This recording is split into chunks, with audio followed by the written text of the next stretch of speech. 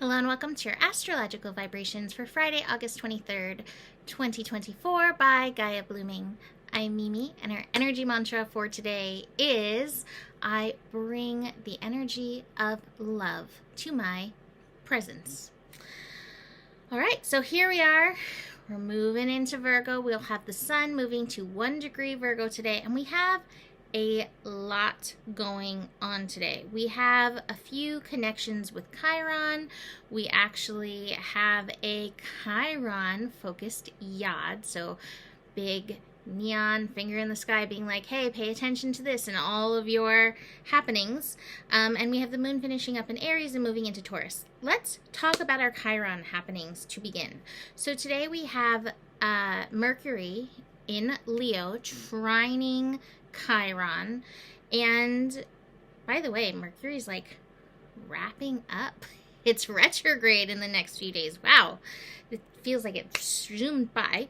But we also have Venus today forming an inconjunct with Chiron, and as I was looking at this inconjunct, I noticed there's an asteroid feeding in that feels really interesting.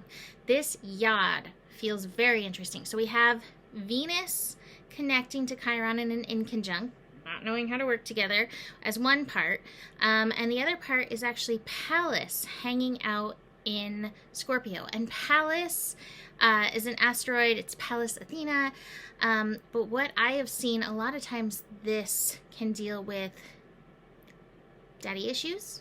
It can deal with patriarchal issues. So it feels really interesting. I'm trying to formulate like how this is in my mind. Chiron in Aries is trying to help us access our most authentic I am self, who we came here to be and how we came to act upon it, right? And so from the time we are born, we learn conditioning, we learn the rules, and a lot of times we shut down parts of ourselves, hide away parts of ourselves that are deemed unacceptable, right? Now it's interesting that Venus in Virgo is feeding in, because Virgo has, it's two sides. On one side, it's like we follow the rules, we do the things, and the other side, it has the one unto itself part where it's like, and I see all of that is not working, so I'm going to do it my way, right? So we have that Venus in Virgo piece where, especially Venus coming off of a strong connection with Lilith to support the breaking off of following the rules, right? And then we have that Pallas piece, and that Pallas in Scorpio. Pallas in Scorpio feels like very manipulative, very underhanded, that's what it is. Not unhanded. Underhanded ways of having people participate in the patriarchal order of things, right? And so this is feeding in too. And so I feel like in this yod, it's being very aware where you will follow somebody else's morals, where you'll follow somebody else's rules because they exist, right? And being very aware with that Pallas energy of Scorpio, where again, there may have been underhanded manipulation in having you follow something that may not feel right. Now, Pallas in Scorpio can also be a call for you to set your boundaries, for you to empower your own personal sense of power, right?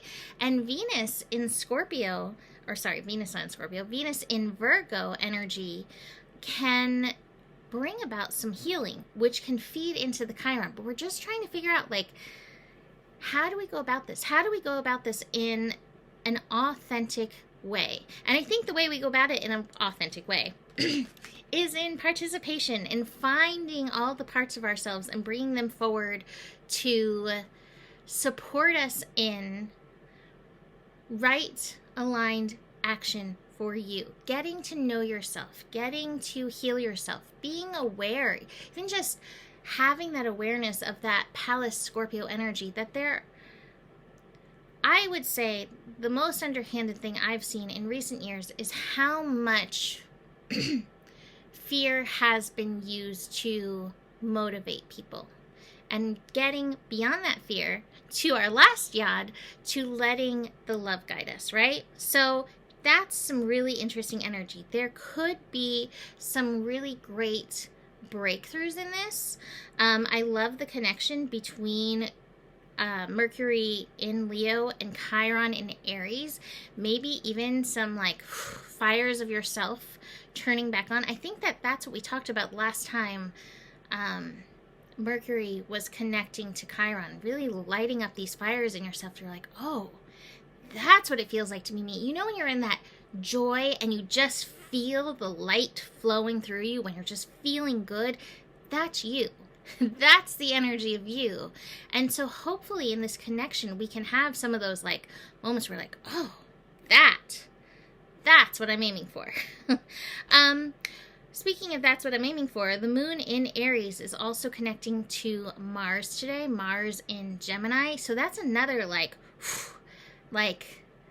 come on baby, light my fire kind of moment, you know, turning on our inner fires of like, this is who I am.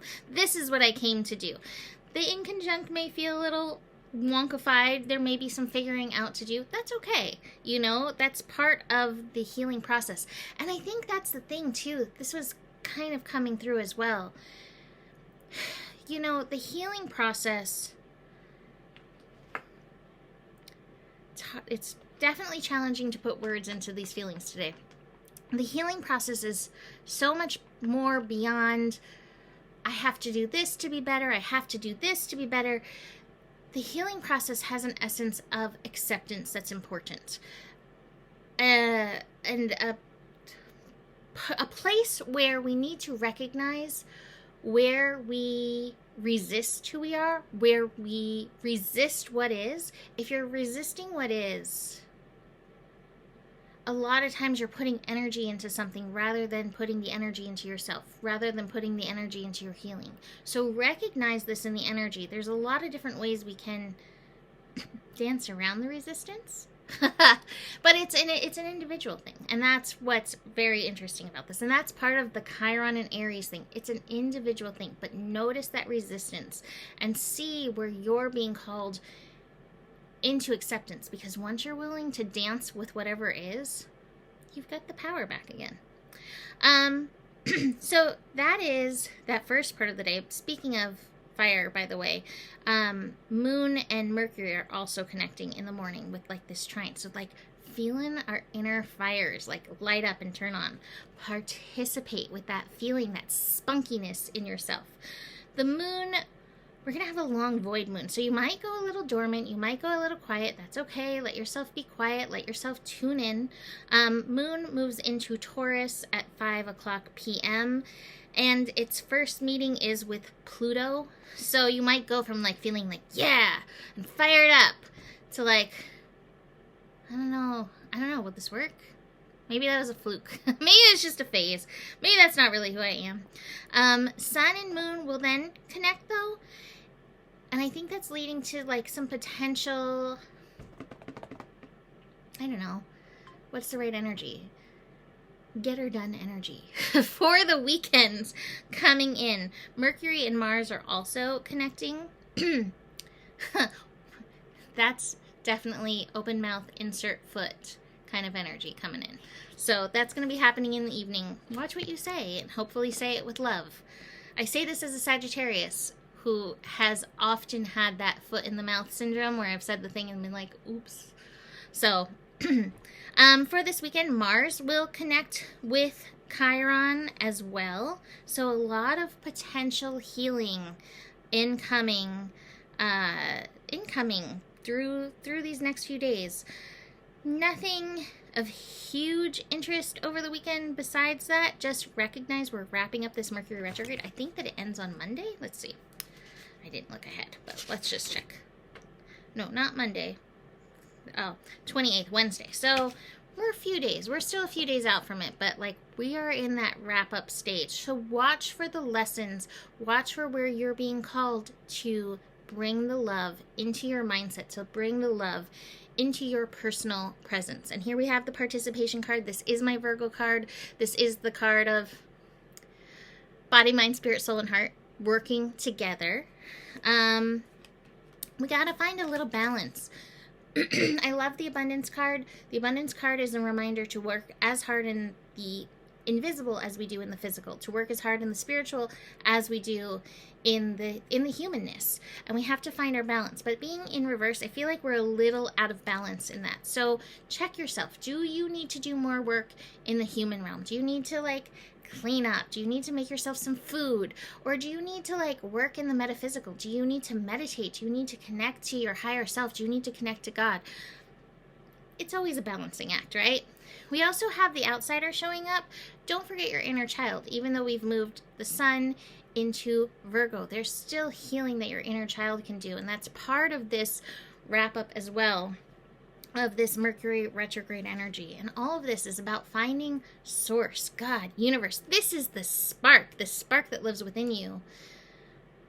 This is about finding this energy. So, or not finding it, but remembering it and letting its engine rev. I keep hearing like, you know, one of those cars from the 60s, like their engine revving. That's what I keep hearing with this energy. Like, let's turn it on. Let's remember who you are. Remember the the horsepower within you, I say as a Sagittarius. My final card is the politics card. And what I feel like with this is, again, watch for some of those underhanded things. Watch those places where, what I'm going to say is where you let yourself be manipulated, because it's easier to go in that direction than to walk in a different direction, because that happens, and we've kind of been trained into that in a lot of ways. So just be aware of that. Having your awareness. At some point you might turn around and be like, wait, this is my path. this is my path here. I'm gonna follow this one instead of that one. So that's it for today. You can book a reading. Eclipse readings available. I think I'm going to start doing those next week, so get in line for those. Our first eclipse is coming in on the 17th, I believe, of September. So coming on in fast. Besides that, the better it gets, the better it gets. There's more than enough love in the world for you. You have the power, and remember who you are, for you are the solution. Namaste.